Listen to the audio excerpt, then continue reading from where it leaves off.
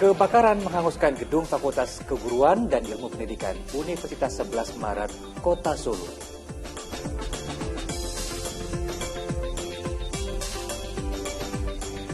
Setelah melalui proses penggeledahan dan negosiasi selama 16 jam, tersangka DPO pencabulan MSA akhirnya menyerahkan diri.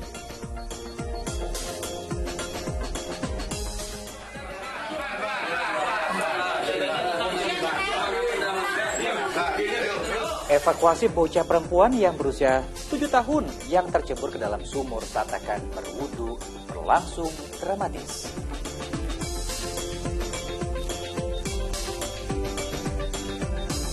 Sekitar 1 juta jemaah haji dari berbagai penjuru dunia termasuk Indonesia memulai wukuf di Padang Arafah sebagai bagian dari rangkaian puncak ibadah haji.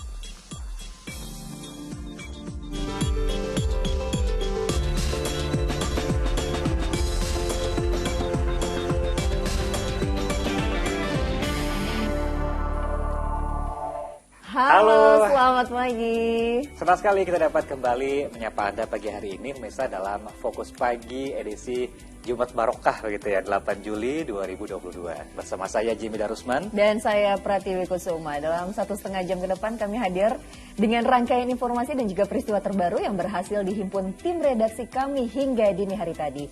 Langsung saja kita ke informasi terkait kebakaran yang melanda gedung Fakultas Keguruan dan Ilmu Pendidikan Universitas 11 Maret, Solo, Jawa Tengah. Ruang sidang di dalam gedung tersebut ludes dilalap sejago merah.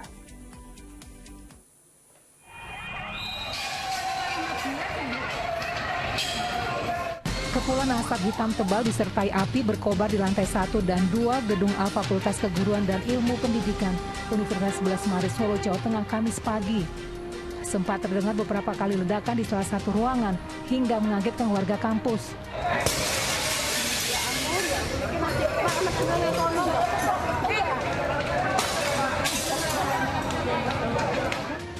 Saat kejadian, ruangan di lantai 1 tersebut dalam keadaan kosong. Sejumlah petugas pemadam kebakaran dibantu relawan berjibaku memadamkan api. Api akhirnya bisa dikuasai 1 jam kemudian. Diduga penyebab kebakaran akibat korsleting listrik dari salah satu alat yang berada di dalam ruangan. Korsleting listrik mungkin dari komputer ataupun mungkin dari itu audio sound system itu tadi kan habis digunakan untuk rapat. Tidak ada korban jiwa dalam kebakaran ini.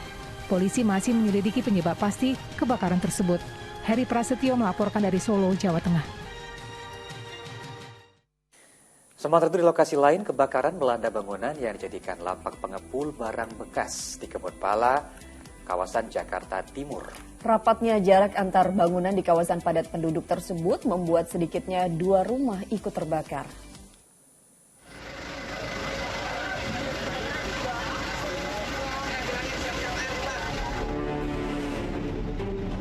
Api dengan cepat membesar dan melahap seluruh isi lapak pengepul barang bekas di Jalan Udayana, Kebon Pala, Kecamatan Makassar, Jakarta Timur, Kamis malam. Banyaknya barang mudah terbakar di dalam lapak, membuat api dengan cepat meluas. Sempat terdengar suara ledakan beberapa kali saat petugas berupaya memadamkan api.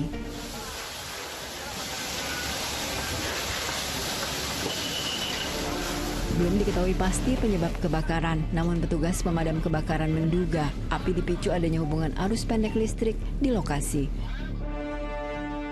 Masa kurang lebih tadi kita lihat sekitar 10 ya, 100 meter. Namun untuk kronologis, kami belum dapat. Tadi pihak perusahaan juga belum dapat untuk kronologis asal muasal apinya bagaimana. Namun dibuka dari proses listrik. Tapi nanti saya kerjasama dengan pihak kepolisian untuk mencari pemiliknya. Karena sampai ini pemiliknya belum kita dapati. Besarnya api sempat merembet ke 2 rumah warga yang berada di dekat lapak. Api akhirnya bisa dipadamkan setelah sekitar 1 jam. Petugas beserta 13 unit mobil pemadam kebakaran berjibaku memadamkan api. Tidak ada korban jiwa dalam kebakaran tersebut. Triwibowo melaporkan dari Jakarta. Kita beralih ke informasi lain, drama penggeledahan untuk menangkap tersangka pencabulan di sebuah pondok pesantren di Jombang, Jawa Timur berlangsung sulit dan menegangkan hingga menelan waktu 16 jam lamanya. Ya, tersangka MSA pun akhirnya menyerahkan diri ke polisi.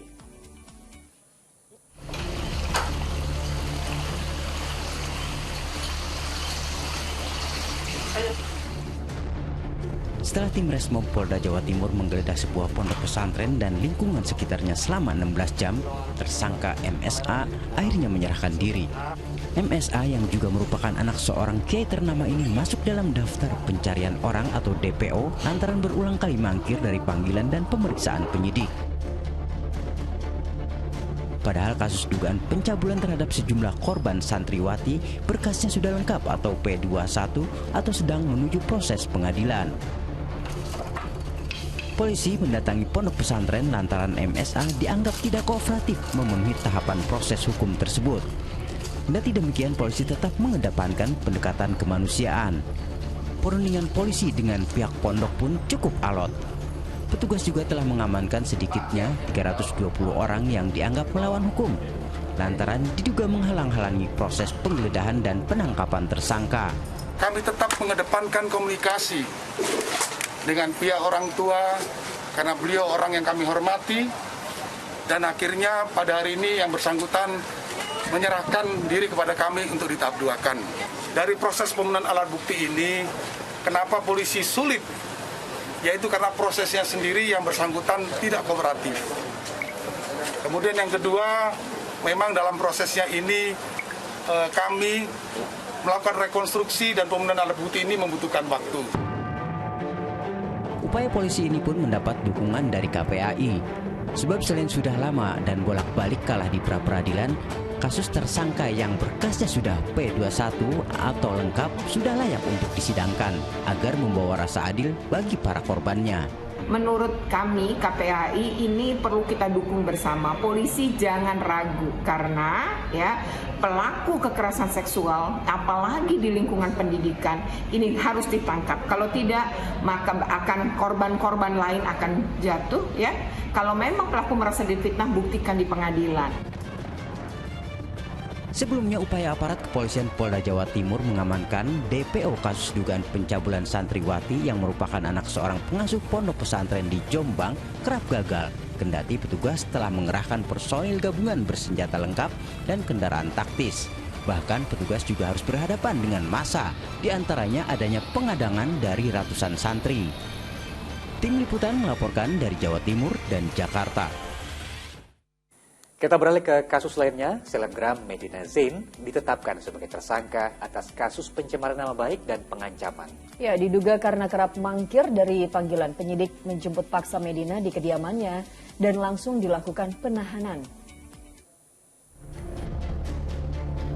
Dikawal penyidik Polda Metro Jaya, selebgram Medina Zain tiba di kantor Kejaksaan Negeri Jakarta Selatan Kamis sore. Medina diserahkan penyidik Polda Metro Jaya ke Kejaksaan Negeri Jakarta Selatan setelah berkas perkara kasus pencemaran nama baik dinyatakan lengkap atau P21. Beberapa kali Medina Zain mangkir dari panggilan penyidik hingga akhirnya dijemput paksa oleh penyidik di kediamannya di Bandung, Jawa Barat dan melakukan pemeriksaan kesehatan di Rumah Sakit Polri Kramat Jati, Jakarta Timur, Kamis pagi. Berdasarkan di Rumah Sakit Kramat Jati, ternyata sehat dan cakap untuk keperluan tahap 2.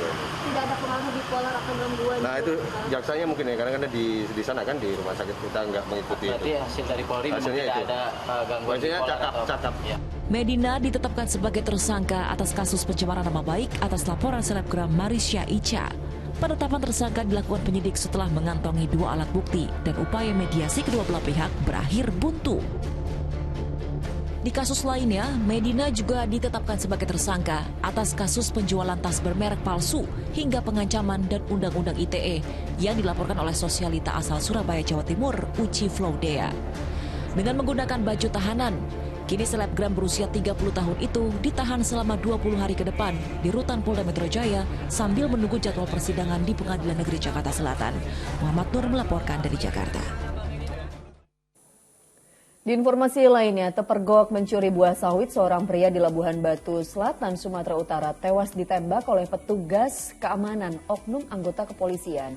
Buntut kematian korban, kantor perusahaan kebun sawit tersebut dirusak dan puluhan sepeda motor dibakar. Warga berkerumun untuk melihat jenazah Naik Effendi Rambe disemayamkan di rumahnya di Labuhan Batu Selatan, Sumatera Utara.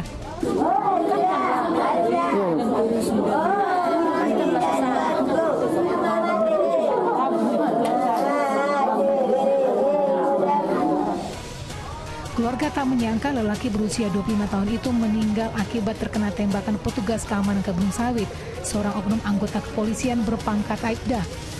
Korban bersama 7 rekannya terpergok petugas saat mencuri buah sawit di lahan kebun milik perusahaan swasta di Desa Huta Baru Nangka, Kecamatan Halongonan, Padang Lawas Utara pada Rabu lalu. Oknum kepolisian berinisial IGH itu melepaskan tembakan dan mengenai perut sebelah kiri korban. Ia meregang nyawa dalam perjalanan ke rumah sakit. Saya sebagai orang tua, saya mengasih pendapat. Saya harus ditindaklanjuti internal nanti apanya. Kapolres Tapanuli Selatan yang datang ke rumah duka Kamis siang menyatakan penembakan dilakukan oleh Aibda IGH karena adanya upaya penyerangan dan pengancaman yang dilakukan korban bersama rekan-rekannya. Secara bersama-sama 8 orang tersebut melakukan mendesak, mengancam, dan menyerang petugas. Kemudian dari petugas yang saat itu memang dari Polres Tapanuli Selatan memberikan tembakan peringatan. Kematian korban itu berbuntut panjang. Sejumlah warga merusak kantor perusahaan kebun sawit tersebut dan membakar puluhan sepeda motor.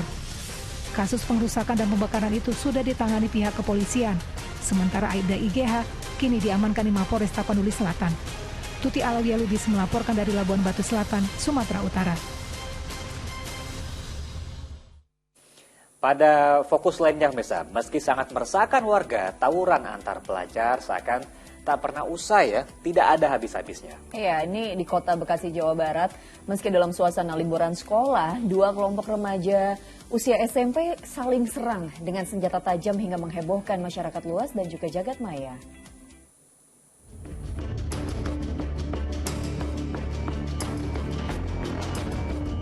Dua kelompok pelajar tingkat SMP ini tampak saling serang dengan senjata tajam di kawasan Jalan Cut Mutia, Kota Bekasi, Jawa Barat.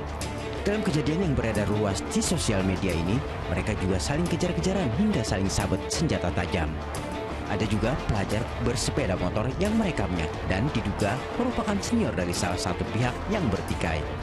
Sejumlah pengguna jalan sempat berteriak kepada para pelajar SMP ini untuk tidak melakukan tawuran karena mengganggu dan meresahkan warga. Warga juga berupaya mengamankan sebagian pelajar yang terlibat baku hantam tersebut. Saya lihat di sini ada yang diamanin sama warga. Oh, ada yang diamanin? Ya sering. Kemarin pas udah lebaran, nah, ada yang bacok-bacokan di sini nih. 1 lawan 1 itu. Untuk mengungkap kasusnya, kini polisi masih menyelidiki tawuran pelajar tingkat SMP yang terjadi pada Selasa siang 5 Juli lalu itu. Awang Darmawan melaporkan dari Bekasi, Jawa Barat. Dan pemirsa, sejumlah laporan menarik masih akan hadir usai kumandang azan subuh, khususnya untuk wilayah ibu kota DKI Jakarta dan sekitarnya. Di antaranya proses evakuasi bocah perempuan yang masuk ke dalam sumur saat akan wudhu berlangsung dramatis. Tetaplah bersama kami.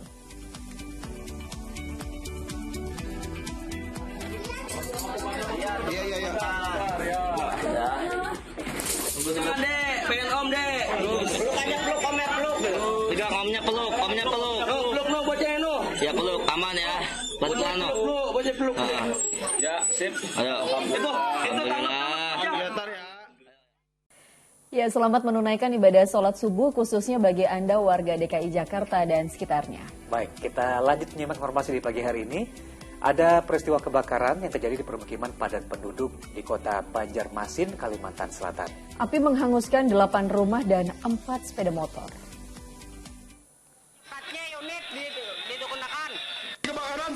Si jago merah mengamuk di permukiman padat kawasan Karangmekar, Banjarmasin, Tengah Kalimantan Selatan. Kejadian ini membuat warga panik. Puluhan anggota pemadam kebakaran langsung berdatangan ke lokasi untuk memadamkan api. Akibat kejadian ini, 8 rumah yang dihuni 15 warga rusak. Api juga melahap 4 unit sepeda motor, sejumlah sepeda, dan perabot rumah tangga. Penyebab kebakaran diduga akibat korsleting atau hubungan pendek dari arus listrik.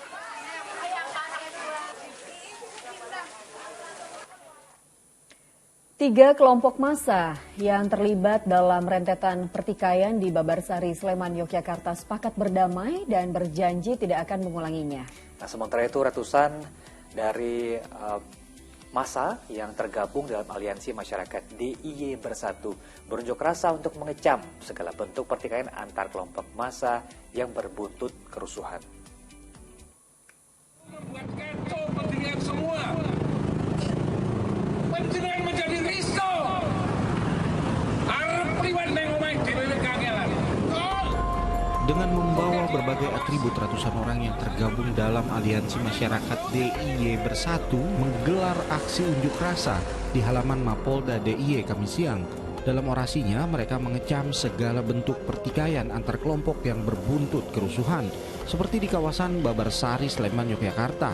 Pasalnya, insiden berkepanjangan itu tak hanya menimbulkan sejumlah kerugian material dan korban luka, namun juga menimbulkan keresahan masyarakat Yogyakarta. Saat ini, polisi telah menetapkan 2 tersangka dalam rentetan pertikaian antar kelompok massa dan dimungkinkan bisa bertambah. Mohon percayakan kepada kami, dari sisi tugas penegakan hukum, kami akan memproses secara tuntas, secara proporsional, dan secara profesional. Sementara itu, 3 kelompok massa yang terlibat dalam rentetan pertikaian di Babarsari, Sleman, Yogyakarta sepakat berdamai dan berjanji tidak akan mengulangi. Kesepakatan dihadiri masing-masing tokoh dan perwakilan kelompok Forum Pemuda NTT, Angkatan Muda KEI atau AMKEI Maluku, serta senioritas mahasiswa Papua di Yogyakarta. Sebelumnya, sekelompok massa membakar sejumlah ruko dan sepeda motor di kawasan Babarsari, Sleman, Senin, awal pekan lalu. Aksi pembakaran diduga buntut dari keributan antara 2 kelompok massa di sebuah kafe yang menyebabkan 3 orang luka terkena serangan dengan senjata tajam. Wahyu Diono melaporkan dari Sleman, Yogyakarta. Di informasi lainnya, dalam menolak rancangan undang-undang Kitab Hukum Pidana atau RUU KUHP, ratusan mahasiswa berdemo di gedung DPRD Kabupaten Tasikmalaya, Jawa Barat. Bentrokan dengan aparat kepolisian terjadi karena massa memaksa masuk ke gedung DPRD. Kericuhan terjadi di halaman kantor DPRD Kabupaten Tasikmalaya, Jawa Barat. Mahasiswa terlibat aksi saling dorong dengan aparat kepolisian yang bertugas. Mereka menggelar aksi unjuk rasa menolak rancangan Undang-Undang KUHP. Peserta aksi lalu membakar ban bekas di halaman pintu masuk kantor Dewan. Meski api dan kepulan asap membumbung tinggi, tidak dipadamkan polisi untuk meminimalisir bentrok susulan. Mahasiswa meminta wakil rakyat menyampaikan aspirasinya pada DPR RI.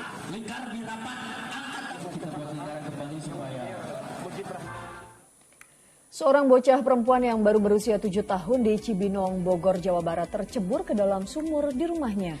Proses evakuasi terhadap korban oleh petugas damkar berlangsung dramatis.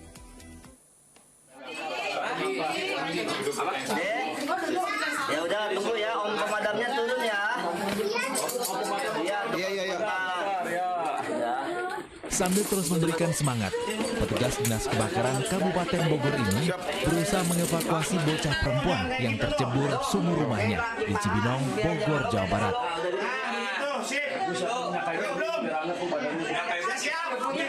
Proses evakuasi korban berlangsung dramatis, serta membutuhkan waktu hampir 1 jam agar korban bisa diangkat. Omnya peluk.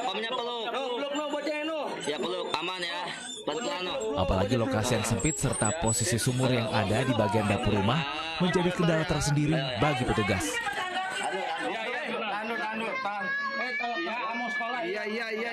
Setelah memastikan kondisi korban, petugas mulai mengangkat korban dari sumur dengan kedalaman sekitar 15 meter ini.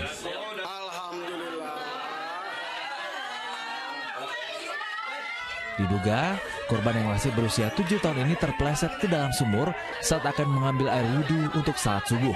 Yang bersangkutan pada saat subuh, dia ingin melaksanakan ibadah sholat subuh dan keadaan sekitar sumur itu gelap. Dia mencoba menaik, ingin menyalakan stop kontak dan tidak tahu area di bawah itu sumur dan langsung seketika si korban terjatuh.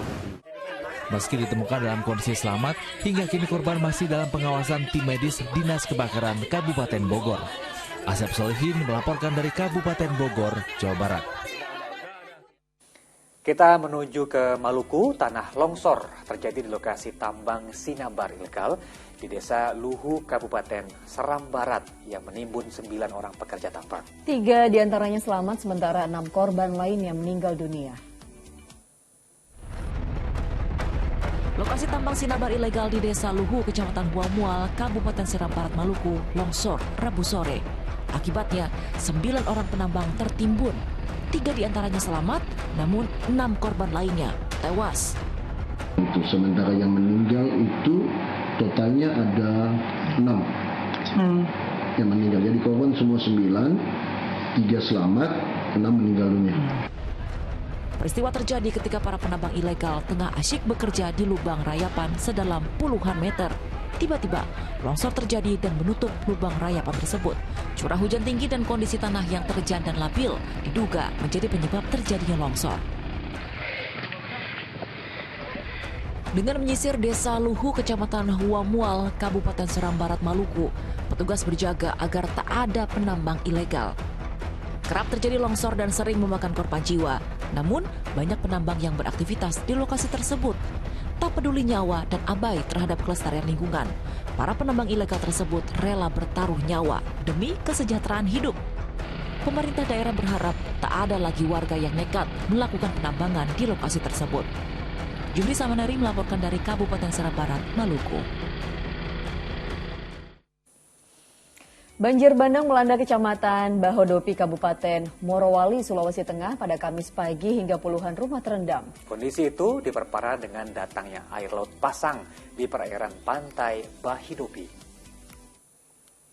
Hujan deras yang mengguyur Kecamatan Bahodopi, Kabupaten Morowali selama berjam-jam sejak Rabu sore hingga malam mengakibatkan banjir bandang yang menerjang sejumlah desa Kamis pagi. Tak hanya menutup jalan raya, tapi banjir juga merendam puluhan rumah warga. Kondisi terparah terjadi di Desa Bahu Makmur, Kecamatan Bahodopi. Banjir membuat jalur penghubung Kabupaten Morowali dengan Kendari, Sulawesi Tenggara lumpuh karena terendam sekitar 50 cm. Puluhan kendaraan roda 4 maupun sepeda motor terjebak di tengah jalan. Meski rumah terendam banjir, warga banyak yang lebih bertahan, tidak mengungsi. Pada Kamis sore, banjir mulai surut, namun hujan yang kembali turun membuat warga bersiaga, khawatir banjir kembali datang.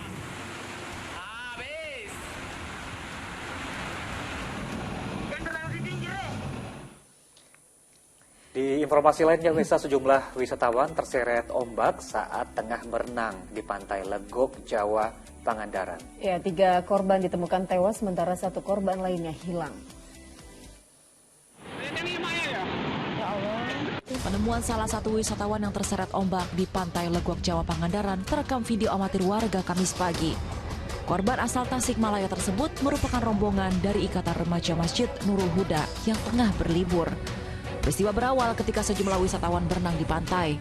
Ombak besar menyeret 8 wisatawan hingga ke tengah laut. Sejumlah nelayan yang ada di sekitar lokasi kejadian berusaha menolong. 4 orang selamat, 3 diantaranya ditemukan tewas, sementara 1 lainnya hilang. Saya lagi di rumah ke sini main, maksudnya ke lelang. Tapi ternyata ada orang minta tolong. Berenang. Pada ama. Nggak boleh berenang. Nggak boleh ya di sini ya? Nggak boleh. Oh. Sementara itu, salah satu orang tua korban jatuh pingsan saat melihat sang buah hati terbujur kaku tak bernyawa.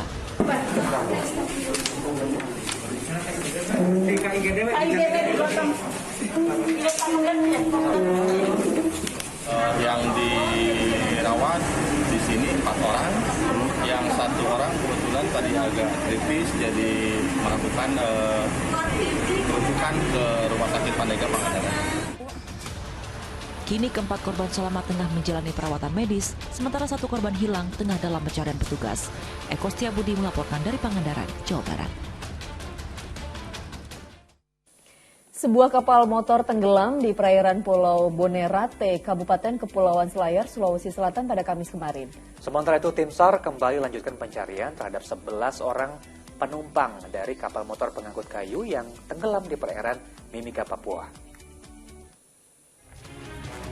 Tim SAR Mimika Kamis pagi lanjutkan pencarian terhadap 11 penumpang kapal motor usaha baru yang dilaporkan tenggelam di perairan Mimika.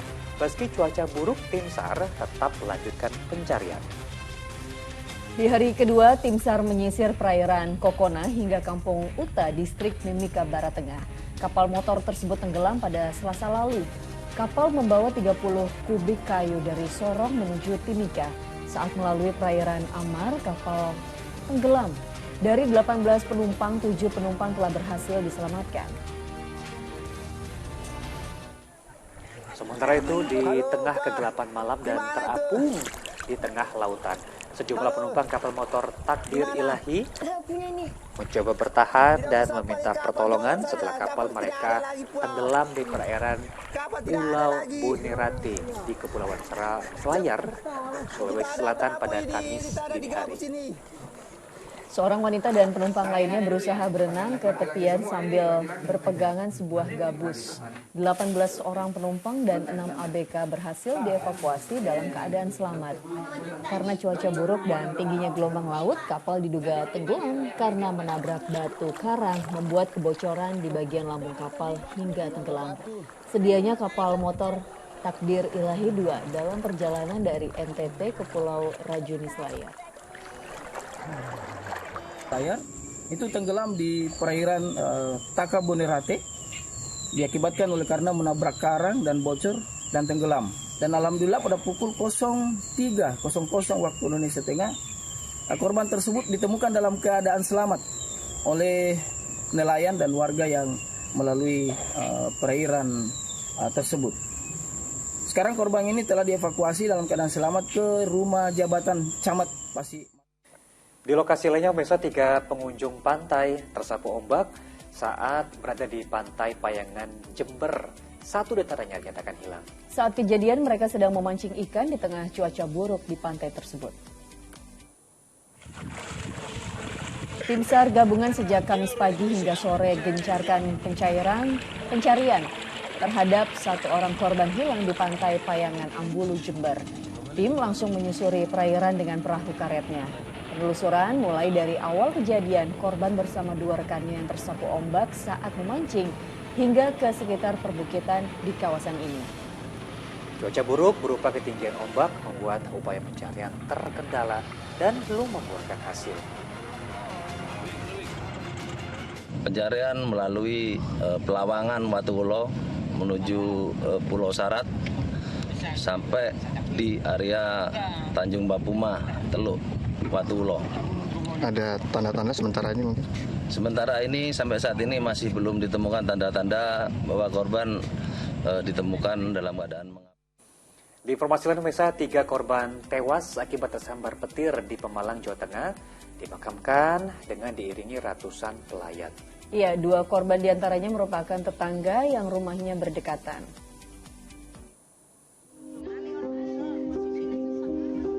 Suasana duka menyelimuti keluarga 3 korban tewas akibat sambaran petir di Pemalang, Jawa Tengah. 2 korban diantaranya yakni Sapi Inugroho dan Zainuri merupakan tetangga dekat warga desa Cibelok, Pemalang. Sedangkan 1 korban tewas lainnya, Imam Fotoni, adalah warga desa Jebet Selatan. Ketiga korban baru dimakamkan pada Kamis siang di pemakaman umum desa Jebet diiringi ratusan warga. Ketiga korban tidak divisum polisi karena keluarga menganggap kejadian ini adalah musibah sehingga tidak perlu penyelidikan lebih lanjut. Pak, karena keluarga tidak menghendaki untuk divisum, sudah menerima karena ini musibah. Pak, bisa dijelaskan kondisi badan, mungkin ada yang luka? Kondisi badan tidak ada yang luka, mungkin luka dalam.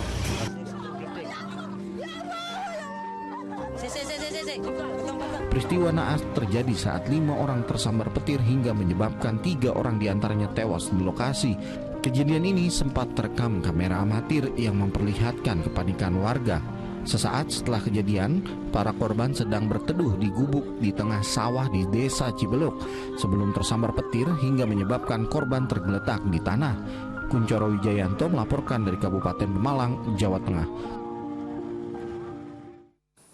Kita jeda dulu sejenak, sejumlah informasi penting dan menarik lainnya masih akan hadir usai pariwara. Di antaranya diduga mencabuli 6 orang santriwati, seorang oknum pengasuh sekaligus pemimpin sebuah pondok pesantren ditangkap di tempat persembunyiannya di Lampung Utara. Informasi selengkapnya akan kami hadirkan usai jeda di Fokus Pagi.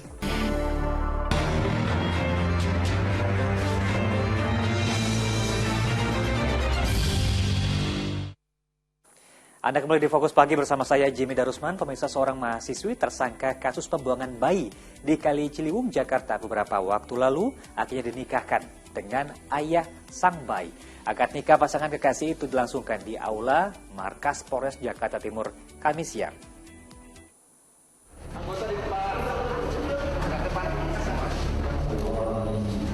Prosesi akad nikah perempuan tersangka kasus pembuangan bayi berinisial MS dengan kekasihnya ini digelar di Aula Mapolres Jakarta Timur.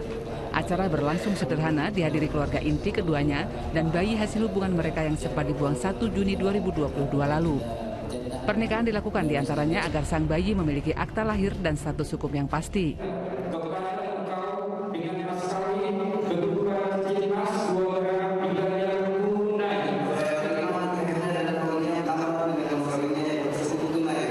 Saksi sah, alhamdulillah, cium tangan.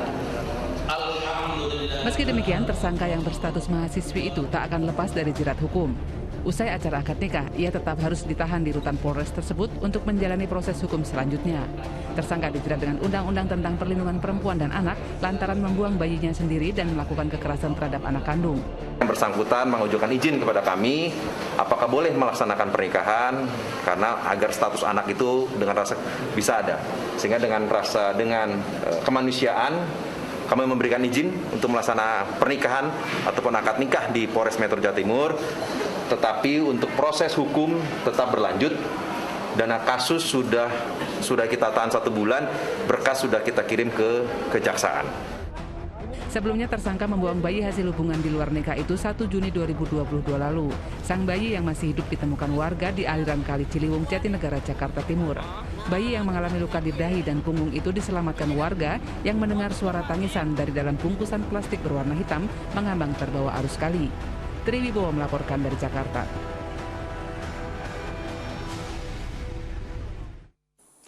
Seorang oknum pengasuh sekaligus pimpinan sebuah pondok pesantren di Banyuwangi ditangkap di tempat pelariannya di kawasan Lampung Utara. Diduga pelaku mencabuli 6 orang santriwati. Polres Lampung Utara berhubungan ada tembusan dari Polres Banyuwangi untuk mengamankan sampean. Masalah permasalahannya kami tidak tahu. Lelaki berinisial FZ ini tak bisa berkutik saat ditangkap aparat Polres Lampung Utara di tempat persembunyiannya di wilayah Kabupaten Lampung Utara. Oknum pengasuh sebuah pondok pesantren di Banyuwangi, Jawa Timur itu merupakan buronan yang paling dicari polisi. Tersangka kabur dari pemeriksaan petugas dan melarikan diri ke sejumlah tempat. Ia pun digelandang ke Polres Banyuwangi untuk menjalani pemeriksaan mendalam. Pria 57 tahun itu merupakan terduga pelaku pencabulan yang dilaporkan oleh 6 orang santriwati. Mirisnya, aksi bejat itu dilakukan sejak tahun 2021 lalu di tempat pondok pesantren yang ia pimpin. Pencabulan itu dilakukan dengan modus tes keperawanan dan juga imbalan sejumlah uang kepada korban.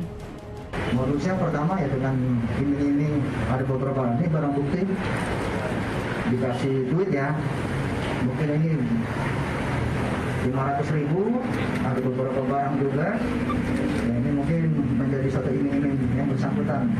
Ada lagi iming-iming namanya berkomunikasi secara langsung dibawa ke tempat yang ditentukan. Akibat perbuatan asusilanya itu, tersangka FZ terancam hukuman pidana 20 tahun penjara.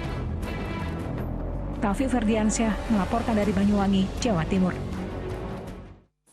Seorang pencuri sepeda motor ditangkap warga. Namun sayang, ia berujung pada penghakiman massa di area persawahan Pringsewu, Lampung. Pelarian tersangka terdeteksi setelah dikejar warga yang mendengar pengumuman pencurian dari pengeras suara masjid.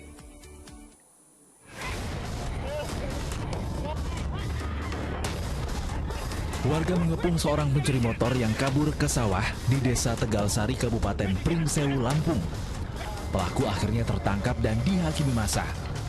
Dalam kondisi kritis, ia dievakuasi ke rumah pamong dan diserahkan ke polisi. Kamis siang, warga Wonosobo, Jawa Tengah ini masih dirawat di rumah sakit. Ia terluka di bagian kepala. SP berada di Lampung karena sedang berkunjung ke rumah salah satu keluarganya di Pringsewu. Tersangka mencuri motor di dalam rumah yang sedang ditinggalkan pemiliknya. Di rumah, kemudian korban melihat bahwa sepeda motor sudah tidak ada, kemudian korban menghubungi rekan-rekannya dan menyampaikan bahwa kehilangan sepeda motor. Diumumkan di musola. Nah, berdasarkan keterangan itu, korban beserta teman-temannya melakukan pencarian dan pelaku ditemukan telah ditangkap massa di Sawaran. Polisi menyita motor korban dan peralatan mencuri tersangka. Atas perbuatannya, ia terancam tidak pulang kampung ke Jawa Tengah karena harus menjalani hukuman di Lampung. Pasal tentang pencurian dengan sanksi 7 tahun penjara telah menantinya. Ari Susanto melaporkan dari Pringsewu, Lampung. Kita menuju ke ibu kota, menemani sang ayah mencuci sepeda motor seorang remaja hilang tenggelam di aliran Kalimalang, Jakarta Timur. Sementara di Kali Cengkareng Drain, Jakarta Barat diduga tercebur, seorang pria ditemukan tak bernyawa.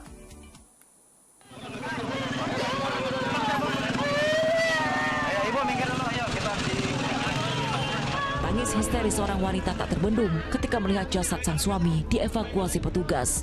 Korban ditemukan tewas di Kali Cengkareng Drain, Jakarta Barat, Kamis siang. Petugas yang tiba di lokasi langsung mengevakuasi tubuh korban dari kali ke daratan. Belum diketahui pasti penyebab tewasnya korban, namun diduga korban yang sebelumnya sempat duduk di pinggir kali ini tak mahir berenang hingga kehabisan oksigen di dalam air saat tercebur. Pada saat itu kita datangi TKP, kita melihat ada posisi sendal sama HP berada di pinggir kali. Kemudian kita melihat kondisi mayat sudah ada di bawah. Nah, justru itu kita belum tahu kronologisnya apa kecebur atau apa. Sementara di Kalimalang, Jatinegara, Jakarta Timur, seorang remaja hilang tenggelam di aliran Kalimalang saat tengah menemani sang ayah mencuci motor. Sang ayah sempat berupaya menyelamatkan korban yang berkebutuhan khusus itu. Namun dengan cepat, korban hanyut terbawa arus. Orang tuanya cuci motor, anaknya duduk-duduk di pinggiran ini. Pinggiran tanggul ini ya? Terus dia jatuh, ternyata sempat tangannya melambe-lambe. Akhirnya masih dapat itu baju. Bandeng dia berontaknya kenceng, nggak ketolong, langsung hilang itu. Pencarian remaja berusia 15 tahun tersebut hingga kini terus dilakukan dengan menyisir aliran sungai dari kawasan Cipinang Besar Utara hingga ke kawasan Pintu Air Kalimalang. Tim Liputan melaporkan. Tindak kejahatan tak selamanya selalu direncanakan oleh pelaku, tapi juga karena adanya peluang. Di Tangerang Selatan misalnya ada seorang pengamen yang tega menghabisi nyawa korbannya demi mencuri telepon seluler yang menurut pelaku hanya untuk membeli makan.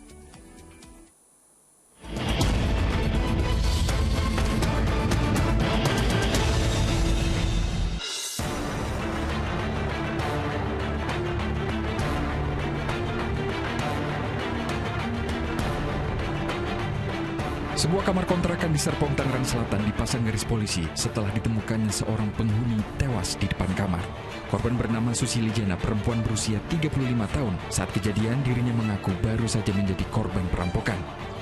Korban sempat dibawa ke rumah sakit, sayang nyawanya tak tertolong. Polisi yang tiba di lokasi langsung melakukan olah tempat kejadian perkara. Garis polisi dipasang dan sejumlah barang bukti dikumpulkan polisi, di antaranya kain yang dikenakan korban, serta sebuah potongan senjata tajam. Sempat diberikan pertolongan ke rumah sakit, namun tidak tertolong karena kehabisan darah. Tadi beberapa akibat data. Sejumlah anjing pelacak dikerahkan menyisir sekitar lokasi kejadian guna mencari jejak pelaku yang melarikan diri. Butuh waktu 4 hari bagi polisi untuk menangkap pelaku. Tersangka ditangkap berkat terlacaknya jejak handphone korban. Saat dihadirkan polisi, ada 3 orang yang ditangkap, yakni pelaku pembunuhan dan 2 orang lainnya sebagai penadah barang hasil kejahatan. Tersangka pembunuhan yang merupakan seorang pengamen diringkus di rumah kontrakannya yang masih di wilayah Serpong.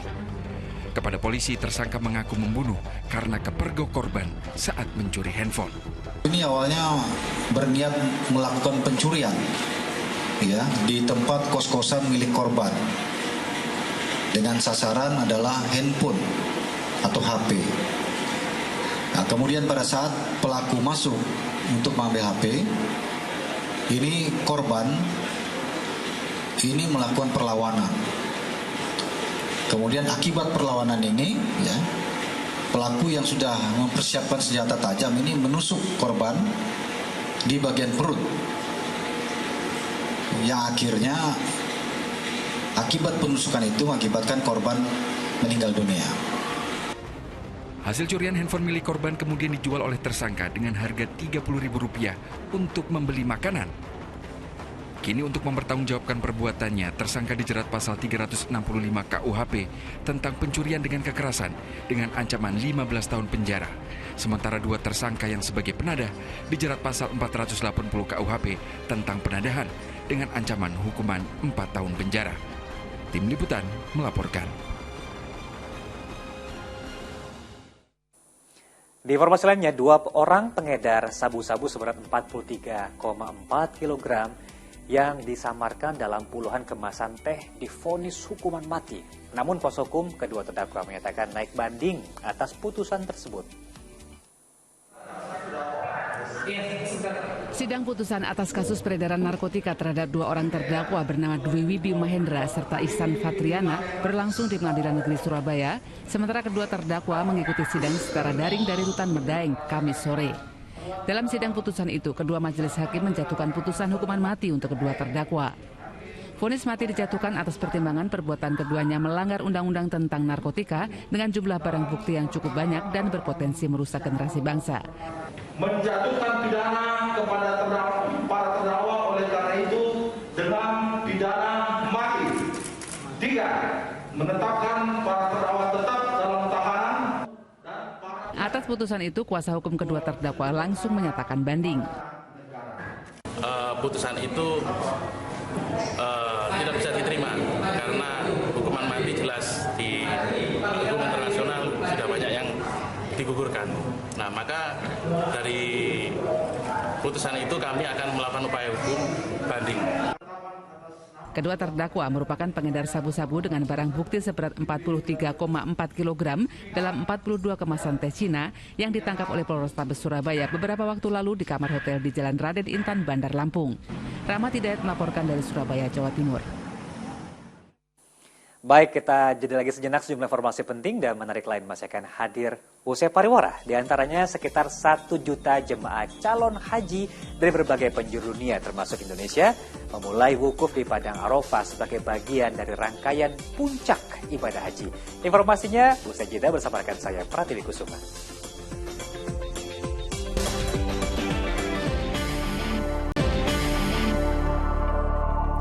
Anda kembali menyaksikan Fokus Pagi bersama saya, Pratiwi Kusuma. Kita lanjutkan informasi di Fokus Pagi hari ini. Presiden Joko Widodo mengunjungi masyarakat pesisir Kota Medan, tepatnya di Kelurahan Bagandeli, Kecamatan Medan Belawan, Sumatera Utara. Selain meninjau pembangunan bedah rumah, Presiden juga berjanji akan membangun tanggul untuk mencegah banjir rob yang kerap melanda kawasan Medan Belawan.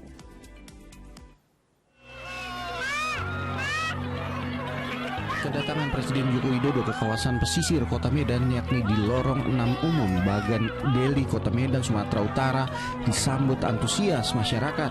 Sambil memberikan sejumlah cenderamata berupa baju, buku dan sembako, Presiden meninjau langsung kondisi rumah warga yang dibedah oleh Kementerian PUPR dan BKKBN. Sedikitnya terdapat 11 rumah warga yang dibedah di kawasan ini, di mana 3 diantaranya kerap terendam banjir rob atau pasang air laut. Dalam keterangannya, Presiden menjelaskan program ini merupakan penataan kawasan dan rumah layak huni yang melingkup ketersediaan air bersih, sanitasi, serta perbaikan jalan. Jokowi juga berjanji akan segera membangun tanggul di sepanjang bibir pantai Belawan agar rob tidak kembali terjadi di Belawan. Kemudian nanti pemerintah pusat PU akan kebagian penataan kawasannya, jadi air bersihnya, sanitasi, jalan kampungnya, semuanya akan ditata biar lebih sehat.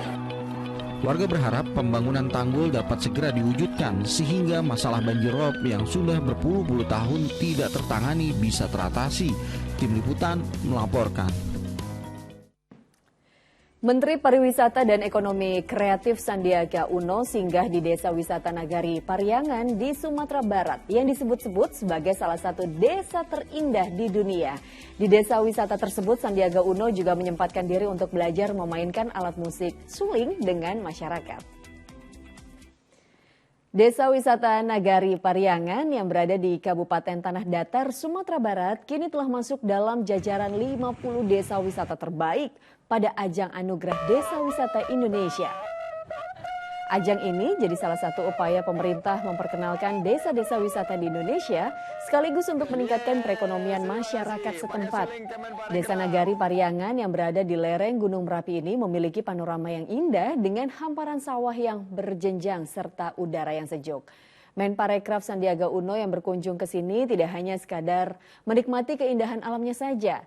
Uno juga menyempatkan diri untuk belajar seruling dengan masyarakat. Dan dengan begitu ini akan sangat membumi, sangat mengakar. Karena siapa pelakunya? Pelakunya adalah masyarakat sendiri. Kami dan Dewan Juri menguji dari beberapa kategori, salah satunya adalah kelembagaan.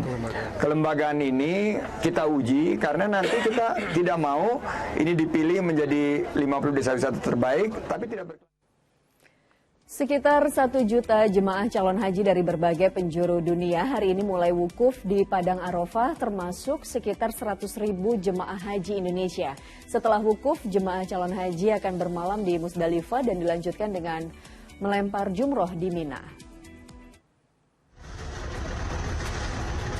Sekitar 100.000 jemaah calon haji Indonesia secara bergelombang tiba di Padang Arafah untuk menunaikan wukuf.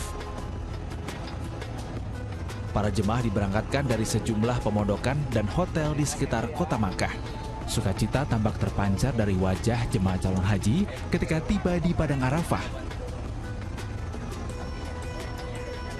Bahkan sebagian bersujud syukur bahagia lantaran bisa menunaikan ibadah haji dan wukuf sejak pandemi COVID-19.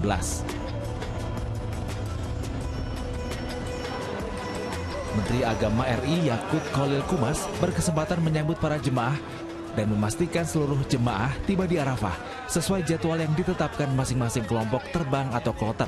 Ingin memastikan bahwa mobilitas jamaah ini menuju Arafah nanti bisa berjalan dengan baik dan lancar. Dan kita dapat penjelasan dari petugas yang di sini, insya Allah mobilitas ini tidak akan ada masalah karena semua sudah diskenariokan dan diatur sedemikian rupa. Panitia Penyelenggara Ibadah Haji atau PPIH menyatakan fasilitas dan layanan untuk jemaah ditingkatkan dibandingkan tahun sebelumnya. Di dalam tenda tersedia pendingin udara, kasur, bantal demi kenyamanan jemaah dalam wukuf. Faktor kenaikan itu bukan hanya terkait dengan layanan, informasinya juga ada kenaikan honor atau upah bagi para pekerja, itu dampaknya seperti itu. Wukuf merupakan rukun ibadah haji. Setelah wukuf, jemaah akan bermalam di Musdalifah, lantas dilanjutkan dengan melempar jumrah di Mina. Puji Abdul Subekti melaporkan dari Padang Arafah, Arab Saudi. Ya, jelang pelaksanaan puncak haji, salah satunya wukuf di Arafah, posko kesehatan jemaah calon haji Arafah mulai sibuk. Kondisi cuaca panas yang ekstrim membuat para dokter berusaha melakukan pertolongan pertama pada setiap jemaah calon haji yang sakit. Menjelang puncak haji, sebanyak 17 dokter siap berjaga 24 jam di posko kesehatan di Arafah, Arab Saudi. Mereka terdiri dari dokter spesialis jantung, dokter umum, hingga ahli gizi. Cuaca panas pada saat wukuf diperkirakan bakal mempengaruhi kondisi fisik para jemaah Indonesia. Pasalnya, suhu di kawasan Arafah pada puncak ibadah haji tahun ini bisa mencapai di atas 45 derajat Celcius. Sampai saat ini, jemaah-jemaah yang terutama yang kita khawatirkan yang stroke, yang moderat dan severe, alhamdulillah tadi sudah ada beberapa yang kita tangani di sini bisa sadar kembali, sudah sehat kembali dan bisa kembali ke maktab atau ke kloternya di tenda di sini di Arafah. Hingga Kamis malam, kasus yang ditangani para dokter mayoritas karena jemaah calon haji Indonesia mengalami heat stroke atau sengatan cuaca panas yang ekstrim. Puji Abdul Subekti melaporkan. Selain Hari Raya Idul Fitri, Hari Raya Idul Adha bagi sebagian masyarakat juga jadi ajang untuk pulang ke kampung halamannya atau mudik. Nah, ini di Maluku Utara, penumpang arus mudik Idul Adha tujuan sejumlah daerah membeludak hingga berdesak-desakan di Pelabuhan Ahmad Yani, Kota Ternate. Para penumpang ini rela berebutan hingga berhimpitan demi bisa menaiki kapal. Sebab mereka khawatir tak kebagian tempat duduk untuk mudik merayakan Hari Raya Idul Adha di kampung bersama keluarga. Akibatnya kapal perintis KM Al Sudais penuh sesak seperti terjadi di Pelabuhan Ahmad Yani, Kota Ternate, tujuan Sanana dan Taliabu, Maluku Utara. Pihak pelabuhan mencatat sekitar 2.000 penumpang telah menyeberang dari Ternate untuk merayakan Idul Adha. Kesempatan daripada masyarakat yang akan menuju ke Sanana kemudian lanjut ke Taliabu, karena kapal Al Sudais ini adalah merupakan kapal mungkin pelayaran yang merupakan pelayaran terakhir yang menuju ke Sanana dan Taliabu, untuk mereka tiba di sana pas mendapatkan tepat hari raya.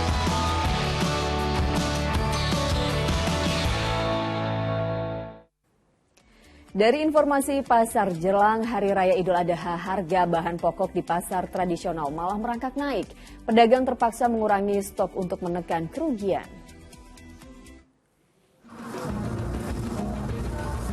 Harga sejumlah komoditas bahan pokok di Pasar Kopro, Jakarta Barat masih tinggi. Bahkan harga cabai rawit merah menembus Rp120.000 per kilogram.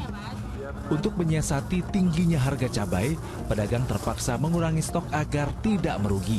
Berani paling biasa umpama kita 5 kilo ya paling 3 kilo. Yang penting barang habis jadi besok biar bisa baru lagi. Kadang kan perputaran harganya juga sehari beda gitu.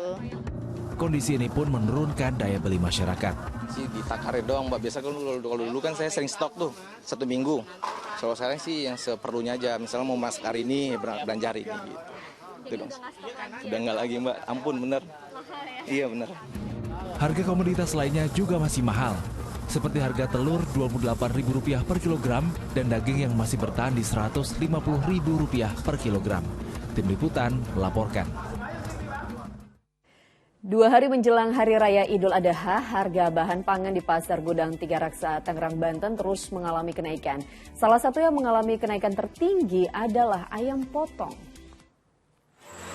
Harga ayam potong di Pasar Gudang Tiga Raksa, Tangerang pada Kamis siang telah mencapai Rp40.000 per kilogram, naik Rp6.000 dari harga sebelumnya.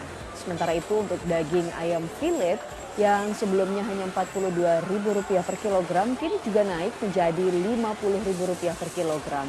Kenaikan harga ayam potong ini diperkirakan masih akan terus terjadi hingga Hari Raya Idul Adha nanti. Sejak kapan, Mas? Semenjak habis lebaran sih, naik terus. Tapi naik terus.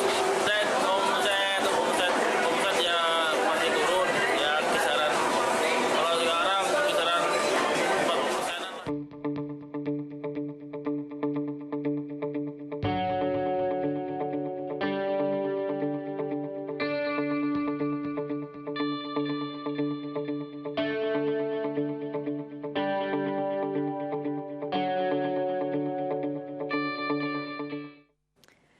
Jelang Hari Raya Idul Adha, Presiden Joko Widodo terus memberikan sejumlah sapi sebagai hewan kurban ke berbagai daerah di tanah air. Ke Maluku Utara misalnya, seekor sapi berbobot 900 kg diserahkan. Sementara ke Provinsi Banten, seekor sapi limosin berbobot lebih dari 1 ton.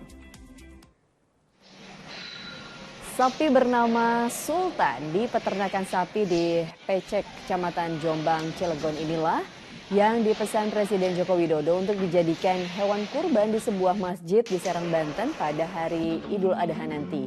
Sapi jenis limosin ini tampak besar dan juga sehat. Dengan bobot 1,2 ton, Sultan dibeli Presiden seharga Rp112 juta. Pada Hari Raya Idul Adha, sapi ini akan dijadikan hewan kurban bagi masyarakat Kota Serang. Rencananya, sapi diantar ke masjid di Serang pada H-2 Idul Adha. Di Ternate, Maluku Utara, Presiden menyumbangkan hewan kurban berupa sapi seberat 900 kg. Sapi berwarna putih ini dibeli Presiden dari seorang petani di Tobelo, Kabupaten Halmahera Utara, Maluku Utara dengan harga Rp90 juta. Setelah menjalani rangkaian pemeriksaan kesehatan, sapi ongole jenis zebu ini dinyatakan sehat dan layak untuk dikurbankan. Agar tetap sehat, sapi presiden ini dirawat khusus oleh warga dengan memberi makanan sehat, diantaranya susu dan juga madu. Sapi presiden ini rencananya akan dibawa ke Kabupaten Halmahera Selatan, Maluku Utara untuk dikurbankan pada Hari Raya Idul Adha nanti.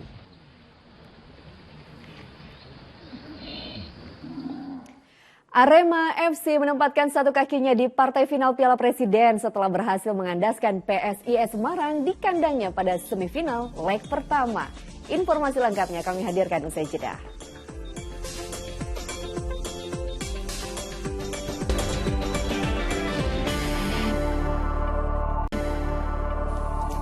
Anda kembali di Fokus Pagi bersama saya Jimmy Darusman. Dan saya Pratiwi Kusuma. Pemirsa, penyanyi senior Bob Tutupoli dimakamkan di TPU Tanah Kusir, Jakarta Selatan. Lantunan lagu Widuri yang pernah dipopulerkan oleh mendiang mengiringi pemakaman penyanyi legendaris itu. Indah bagai lukisan, oh sayang.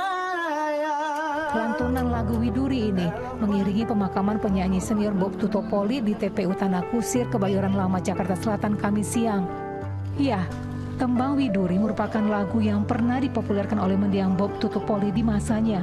Cahaya sinar pelangi tinggalnya. Isak tangis anggota keluarga, kerabat dan sahabat tak terbendung di pemakaman penyanyi legendaris itu.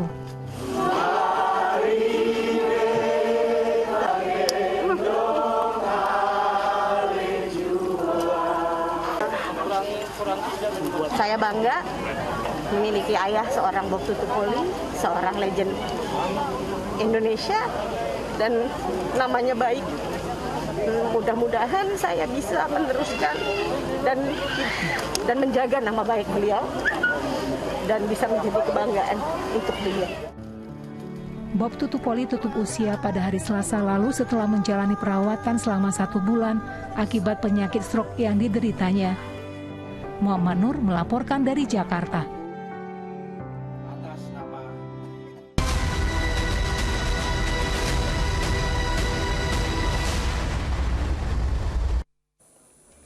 Baik, kita beralih ke informasi lainnya, pemirsa. Di semifinal Piala Presiden 2022, di mana Arema FC berhasil memetik kemenangan di kandang PSIS Semarang dengan skor 2-0. Kemenangan ini memudahkan langkah Singo Edan yang akan menjalani semifinal leg kedua di kandang sendiri.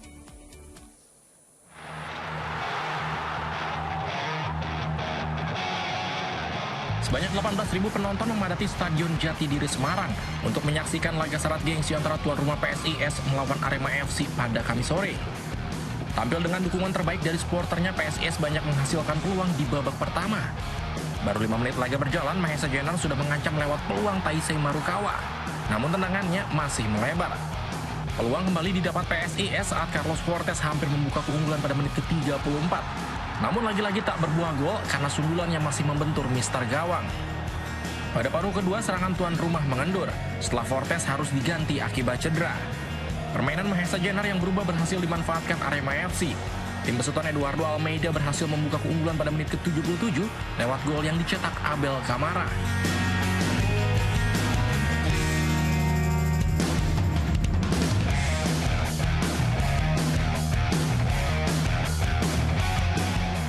Arema kembali membuat pendukung tuan rumah terdiam. Setelah Gianzola menambah keunggulan tim tamu 2 menit jelang waktu normal berakhir.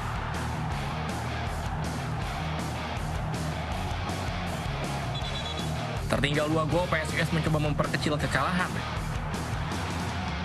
Hanya saja hingga peluit akhir berbunyi tak ada gol yang tercipta. Kemenangan 2-0 memudahkan langkah Arema untuk menjalani leg kedua semifinal di kandang sendiri. Dari laga semifinal lain, Borneo FC meraih kemenangan penting atas tuan rumah PSS Sleman. Mateus Pato jadi pahlawan kemenangan Pesut Etam lewat 2 gol yang dicetaknya.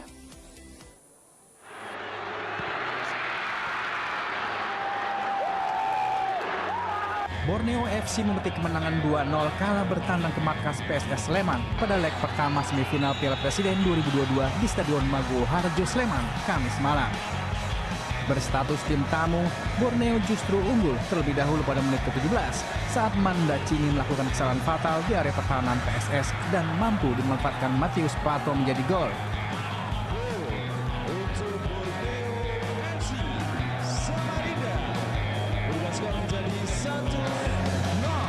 Tertinggal 1 gol, Laskar Sembada mencoba bangkit dan memberikan perlawanan. Pada menit ke-41, Rivaldo Todvere hampir menyamakan skor andai sepakan kerasnya tak ditahan kiper Borneo.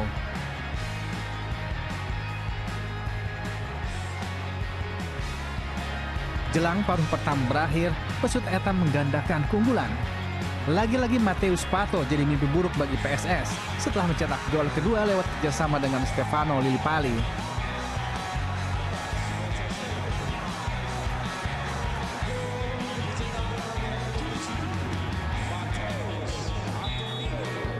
Pada babak kedua permainan berlangsung menarik, kedua tim menampilkan permainan terbuka.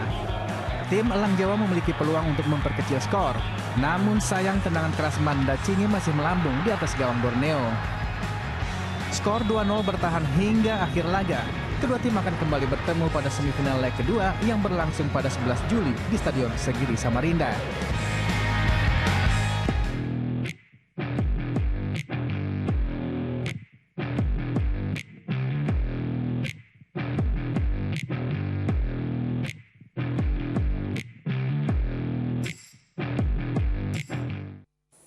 Baik, dari ajang Piala Presiden, kita beralih ke ajang Piala AFF U19, di mana Indonesia wajib meraih kemenangan saat menghadapi Filipina malam nanti di Stadion Patriot Candrabaga, Bekasi. Ya, Garuda Nusantara juga harus bisa menyerangkan gol sebanyak-banyaknya ke gawang Filipina agar peluang lolos ke semifinal tetap terbuka.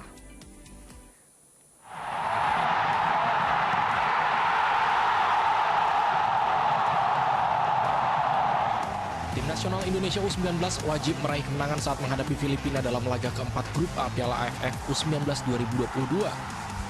Duel kedua tim ini akan berlangsung di Stadion Patriot Candrabaga, Bekasi, Jawa Barat, Jumat malam.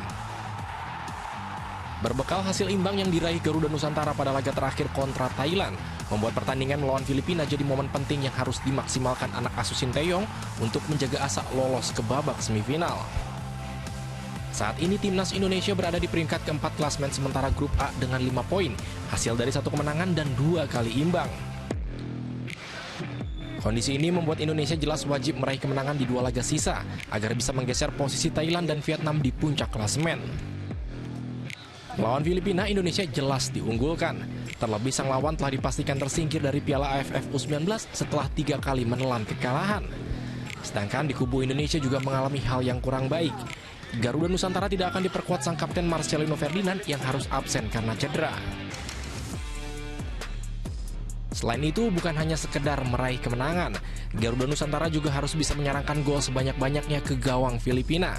Karena diprediksi penentuan juara grup serta posisi runner-up untuk bisa lolos ke fase selanjutnya akan dihitung dari produktivitas gol tim peserta. Tim Liputan melaporkan. Jadi ayo dukung timnas Garuda Nusantara jadi juara. Saksikan AFF U19 Championship 2022 pada Jumat 8 Juli Group Stage Filipina versus Indonesia nanti malam. Iya, pukul 19.30 waktu Indonesia Barat live dari Stadion Patriot Candrabaga Bekasi, eksklusif di Indosiar dan juga video. Kita ke informasi lainnya. Salah satu layanan over the top terbesar di Indonesia, Video, bekerja sama dengan MyRepublic dan Smartfren sebagai perusahaan jasa layanan televisi berbayar dan internet untuk memberikan tayangan kelas premium pada pelanggan. Nah, kerjasama sekaligus untuk meningkatkan kesadaran masyarakat agar beralih menonton siaran TV digital. Berdebat di auditorium Smartfren Jakarta Pusat, perwakilan Video, MyRepublic dan Smartfren bertemu menandatangani kerjasama untuk menghadirkan video dalam layanan TV berbayar dan internet. Kerjasama dilakukan untuk menghadirkan berbagai tayangan video yang merupakan salah satu layanan over the top OTT terbesar di Indonesia secara gratis pada pelanggan baru atau pelanggan tetapnya. Bagi pelanggan MyRepublic dan Smartfren nantinya akan mendapatkan akses gratis paket platinum dari Video untuk menonton berbagai macam konten eksklusif dari Video. Akses gratis konten video Platinum didapatkan secara otomatis setelah berlangganan layanan My Republik melalui set-top box. Sementara itu bagi pelanggan Smartfriend juga dapat menikmati hal yang sama dengan berlangganan paket bundling akses video. Kita sangat berkomitmen untuk terus menghadirkan konten-konten yang terbaik. Tentu saja olahraga menjadikan salah satu kekuatan kita. Kita memiliki berbagai program olahraga. Contohnya ini kita punya Piala Presiden, Liga 1, sebentar lagi ada Liga Inggris secara eksklusif ada di video, maupun juga nanti World Cup di Qatar. Nah, selain itu kita belakangan juga sangat agresif untuk memperkenalkan original series drama di video. Sudah beberapa judul kita selalu terbitkan selama setiap bulan, biasanya ada 3 judul baru. Nah, itu adalah terbanyak dari semua OTT provider. Itu kita cari nantinya, apalagi bundling-bundling yang akan lebih membuat orang-orang itu benar-benar kalau menggunakan Smartfriend untuk akses video itu memberikan manfaat yang jauh lebih besar, experience yang lebih nikmat, dan membuat dia betah nantinya nonton semua hal yang ada di dalam video.com. Di sisi kami mentargetkan hari ini kami melihat pengguna internet My Republic yang berlangganan TV bundle rate-nya itu masih di sekitar 10-15%. Nah, kami melihat potensi yang sangat besar dengan lakukan kerjasama ini, kami bisa even double or even more dari rate tersebut. Ya, jadi mungkin kita bicara dari 20-30% bahkan lebih nanti setelah kita bisa meluncurkan ini dan semakin bisa dikomunikasikan dengan baik ke pelanggan. Dengan penawaran menarik ini, pelanggan bisa menonton seluruh tayangan eksklusif video tanpa jeda iklan. Langkah ini sekaligus untuk meningkatkan kesadaran masyarakat agar beralih menonton siaran digital. Rusdi Maulana dan Marcelinus Agung melaporkan dari Jakarta. Baik, kita beralih ke informasi lainnya. Dalam membantu menciptakan lapangan kerja bagi warga berkebutuhan khusus, istri Menkes bersama Yayasan Perempuan Tangguh Mandiri Indonesia menyelenggarakan pelatihan makeup artis gratis. Nah, ini mereka yang dinyatakan lulus akan dibantu bekerja.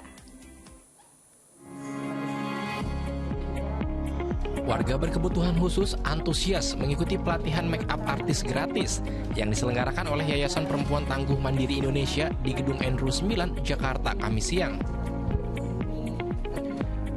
Dalam pelatihan make up artis ini, para peserta diberikan beberapa tema pelatihan, mulai dari beauty class, natural make up, dan glowing make up. Para peserta yang dinyatakan lulus nantinya akan dibantu bekerja di berbagai stasiun TV untuk merias wajah artis dan presenter, serta memberikan make up bagi pengantin yang akan menggelar acara pernikahan. Dengan catatan bahwa mereka setelah selesai pelatihan harus bisa mandiri. Kami juga menyalurkan kegiatan ini ke misalnya ke TV-TV, kita akan bekerjasama dengan beberapa pihak. Selain itu, istri dari Menteri Kesehatan Republik Indonesia Budi Gunadi Sadikin, yakni Ida Rahmawati, juga sempat merasakan langsung di make up oleh peserta yang dinilainya sudah mampu dan siap bekerja. Sangat bagus dan sangat baik sekali untuk menjadikan perempuan-perempuan yang mempunyai kekurangan dalam tanda kutip, kekurangan pendengaran, bisa menjadi perempuan tangguh juga di kemudian hari, mempunyai kemandirian. Para alumni dari acara ini juga turut dihadirkan untuk memberikan semangat dan motivasi bagi para peserta agar tidak mudah menyerah saat mengikuti pelatihan. Abdul Haris melaporkan dari Jakarta.